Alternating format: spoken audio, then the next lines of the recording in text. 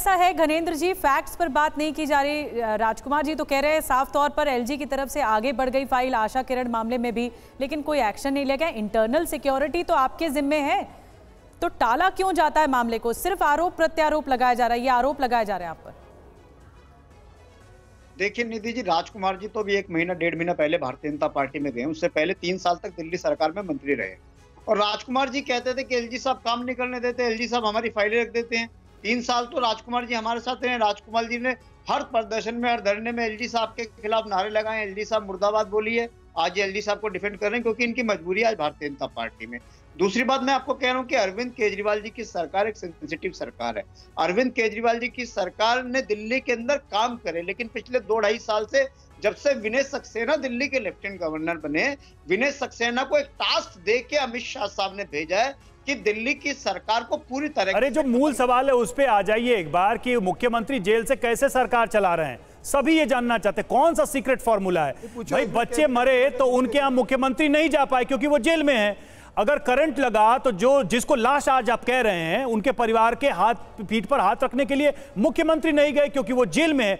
अगर कोई मुख्यमंत्री आपकी पार्टी में इतने ईमानदार और इतने योग्य हैं, क्या कोई व्यक्ति नहीं है जो दिल्ली की कमान संभाल सके और लोगों के आंसू पोंछ सके? जेल से किस सीक्रेट तंत्र से ये पूरा लोकतंत्र आप लोग चला रहे हैं, हमें भी समझाइए। हम भी क्यूरियस हैं जानने के लिए। हाँ देखिए रवि जी, अमित शाह साहब और नरेंद्र मोदी जी ने एक फॉर्मूला सेट करा हुआ है कि देश के जितने भी मुख्यमंत्री उनकी आंख की किरकिरी बने हो, चाहे अरविंद केजरीवाल हो, ममता बनर्जी हो, किसी मुख्यमंत्री ने ये नहीं कहा। सुनिए सर, 1 मिनट। हेमंत सोरेन का जवाब। झारखंड के मुख्यमंत्री वापस आए, दोबारा शपथ लिया, ठीक है? ये सिर्फ आप कह रहे हैं, आपके जिस पे आरोप लगा उसने उसमें नैतिकता दिखाई। रवि मैं यही कह रहा हूं कि अमित शाह और मोदी जी ने तो एक काम तय करा कि मुख्यमंत्रियों को जेल में भेजो, मुख्यमंत्रियों के इस्तीफे लो, फिर लेफ्टिनेंट गवर्नर और गवर्नरों से बैकडोर से सरकार चलाओ। जहां इनकी सरकार नहीं बन पाती वो। अरे घनेंद्र जी मुख्यमंत्री क्यों नहीं बन जाते? आप भी ईमानदार आदमी हैं, आप मुख्यमंत्री बन जाइए, आप सरकार चलाइए। घनेंद्र जी क्या सरकार नहीं चला पाएंगे? इतने काबिल नहीं है, ईमानदार नहीं है, कह रहा हूं रवि, पार्टी को नहीं समझते हैं, वो आइडियोलॉजी में विश्वास नहीं करते हैं।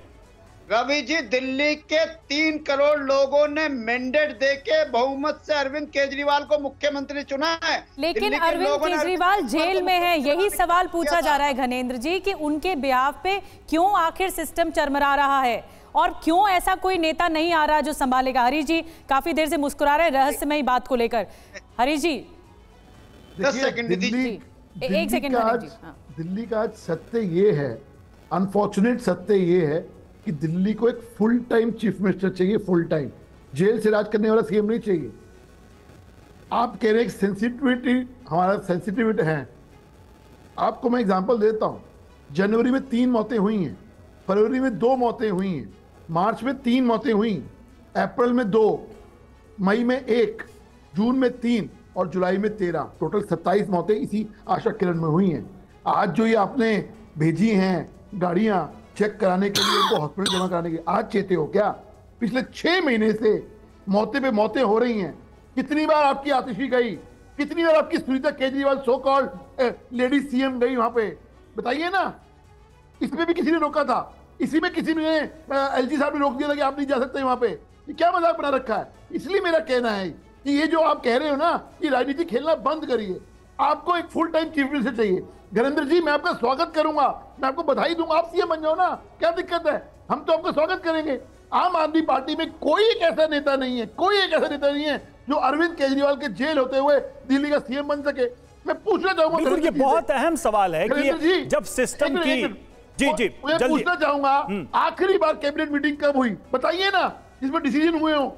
आप बताइए। ये बहुत स्वाभाविक सवाल है कि हर आदमी ये जानना चाहता है कि जेल से ये सरकार कैसे ऑपरेट कर रही है। कब मीटिंग हुई? जब आप खुद मान रहे हैं कि दिल्ली का जो पूरा एडमिनिस्ट्रेशन है वो बहुत ही सेंसिटिव है, सेंटर और स्टेट के बीच वो एक बैलेंस के तहत चलता है, तो ऐसे में जेल से ये बैलेंस कैसे काम कर रहा है? वरुण पुरोहित जी, मुझे एक नेता का पुराना बयान याद आता है। वो नेता ये कहते हैं कि जब भी दिल्ली के मुख्यमंत्री से कोई बात पूछो तो वो कहते हैं, मुख्यमंत्री का कहना है कि हमारे हाथ में कुछ नहीं है, हमारे हाथ में पुलिस नहीं है, हमारे हाथ में कोई अधिकार नहीं है, तो मुख्यमंत्री ये कह के बच के निकल नहीं सकते। और जब हम सरकार में आएंगे तो हम ये सारी चीजें बदल देंगे। आपको मैं बताऊं कि यह बयान अरविंद केजरीवाल का था शीला दीक्षित के लिए। उन्होंने शीला दीक्षित को मजबूर मुख्यमंत्री कहा, जो सिर्फ और सिर्फ बहाने बनाती हैं कि उनके हाथ में पावर ही नहीं है, हर चीज एलजी और सेंटर के हाथ में है। क्या उस बयान से आज आप सहमत हैं? क्योंकि यही बयान हम घनेंद्र जी के मुंह से हम सुन रहे हैं कि हमारे हाथ में कुछ है ही नहीं, हर चीज में अड़ंगा है। रवि जी, मैंने आपको बताया शीला दीक्षित को आज भी दिल्ली की जनता याद करती है उनके कामों के लिए, लेकिन हम ये नहीं कह सकते कि केजरीवाल जिम्मेदार है, केंद्र सरकार जिम्मेदार नहीं। अभी सेंट्रल विस्टा के लिए कितना हल्ला मचाया था मोदी जी ने, मैंने बनाया, सुबह शाम जाते थे जांचने, कैसे पानी छूने लग गया उसमें, जनता के हजारों करोड़ रुपए कैसे धुआं उड़ा दिया। तो ये किसी भी, मैंने कहा ना, कोई कांग्रेस बीजेपी या आम आदमी पार्टी की बात नहीं। मैं आपसे, देखिए, आप कांग्रेस के हैं, मैं यही समझना चाहता हूं कि जो काम शीला दीक्षित कर पाती थी कि सेंटर के गिवन पावर के साथ वो बैलेंस बना पाती थी, ये लोग क्यों नहीं बना पा रहे हैं? क्या दिक्कत आ रही है? इसके दो कारण हैं। एक तो क्या है कि केजरीवाल जी की पार्टी जो है ना, वो नए राजनीति करके आई, जमीन से रगड़ाई करी हो, 10-20 साल कार्यकर्ता जैसे घनेंद्र जी रहे, ऐसे करके आते तो उनको एक राजनीतिक रूप से ब्रॉड माइंडेड हो जाते, समझ हो जाती है। दूसरी बात, उस समय जो केंद्र सरकार थी इतनी पॉलिटिकल वेंडेटा से काम नहीं करती थी। अटल जी की भी सरकार थी, सबकी थी, कोई पॉलिटिकल वेंडेटा से थोड़ी काम करती, जैसे मोदी जी की सरकार 10 साल से कर रही है। वो दोनों का जो फ्रिक्शन हो रहा है, राज्य सरकारों का, केंद्र सरकार का, उसमें जो बिग ब्रदर का रोल होना चाहिए मोदी सरकार का, वो नहीं कर पा रही है। इसलिए राज्य में, दिल्ली में नहीं, सारे राज्यों में फ्रिक्शन हो रहा है आपस में। और मैंने अभी खुराना जी का एग्जाम्पल दिया, इनके पिताजी का, वो भी तो थे, बीजेपी के नेता थे, पर सारे जाते थे, लोगों का काम करते थे, जनता से मिलते थे सुबह शाम तक। शीला दीक्षित भी करती थी।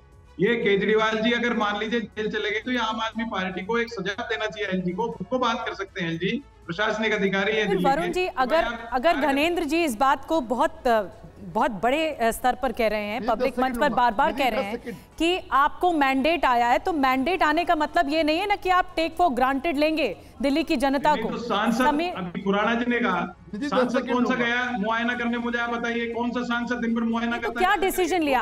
अरविंद केजरीवाल जेल में गए तो क्या डिसीजन लिया दिल्ली की जनता के लिए? समीर चौगावकर जी, इससे पहले भी आप ये मुद्दा उठा रहे थे, कोई कैबिनेट बैठक नहीं हुई, कोई डिसाइसिव फैक्टर नहीं है। आतिशी बेशक बोल रही हो कि कोचिंग सेंटर्स को रेगुलेट करेंगे, लेकिन कोई पुख्ता तौर पर कॉन्क्रीट बात इंटरनल सिक्योरिटी को लेकर सामने ही नहीं आ रही है, और लचर व्यवस्था है। बिल्कुल, देखिए, केजरीवाल को जो सुप्रीम कोर्ट से जमानत मिली थी दिल्ली लोकसभा चुनाव के लिए प्रचार करने के लिए, तब केजरीवाल ने दिल्ली की जनता से क्या कहा था कि अगर आप चाहते हो कि आपका बेटा जेल में नहीं जाए, मैं वापस जेल में नहीं जाऊं, तो आप 7 सीट आम आदमी पार्टी और कांग्रेस गठबंधन को जिता के दीजिए। दिल्ली की जनता ने 7 सीट हरवा दी आम आदमी पार्टी कांग्रेस गठबंधन को। तो दिल्ली की जनता ने तो मैंडेट दे दिया कि हम चाहते हैं आप जेल में रहो, नया मुख्यमंत्री दो। अगर दिल्ली की जनता अरविंद केजरीवाल को चाहती मुख्यमंत्री के रूप में, तो 7 सीटें आम आदमी पार्टी और कांग्रेस को जितवा दी थी। दिल्ली की जनता ने मैंडेट दे दिया है कि आप नया मुख्यमंत्री दीजिए, आप सरकार चला नहीं पा रहे हो। और इतनी क्या मजबूरी है आपकी कि भाई एलजी कह देते हैं कि दिल्ली सरकार काम नहीं कर रही, दिल्ली सरकार कहती है कि एलजी काम नहीं करने दे रहे। आप अपना मुख्यमंत्री चुनिए ना, मुख्यमंत्री कैबिनेट की बैठक बुलाए, कैबिनेट में प्रस्ताव पास करे, जो खर्चे करना है, जो आवश्यक खर्चे, उसकी परमिशन ले, एलजी के पास भेजे। उसके बाद कह सकते हैं कि एलजी परमिशन नहीं दे रहे। आप कैबिनेट की बैठक नहीं कर पा रहे हो, मुख्यमंत्री नहीं हो, और आप सीधे एलजी पे आरोप लगा रहे हो। मुझे लग रहा है ये दिल्ली की 3 करोड़ जो जनता, चुनी हुई जनता है, जिन्होंने उनको वोट दिया है, उसका ये अपमान ठीक है। लेकिन एलजी पर देखिए, किसी भी तरह से मुख्यमंत्री पद पर समीर जी, एलजी पर आरोप नए, एलजी पर आरोप नए नहीं है। जब से सरकार बनी है एलजी से टकराव चल रहा है।